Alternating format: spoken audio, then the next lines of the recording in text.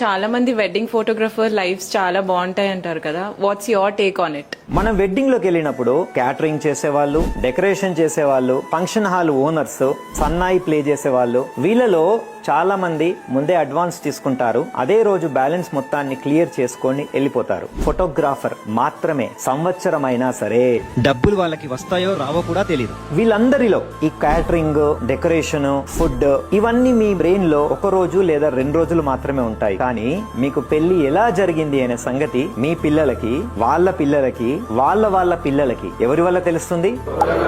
అయినా సరే అందరికంటే లాస్ట్ మనకే డబ్బులు వస్తాయి. ఇంకో ఎమోషనల్ స్టోరీ కూడా ఉంది. అదేంటంటే అందరికంటే ఫస్ట్ వెడ్డింగ్ హాల్ కి వెళ్ళేది మనమే, అందరికంటే లాస్ట్ వెడ్డింగ్ హాల్ నుంచి బయటకు వచ్చేది కూడా మనమే, అందరికంటే ఫస్ట్ ఫుడ్ చూసేది మనమే, చూసేది మాత్రమే మనం. ఎందుకు? ఫోటోస్ తీయడానికి వెళ్తాం, కానీ ఏది మిగిలితే అది లాస్ట్ కు తినే వాళ్ళం కూడా మనమే.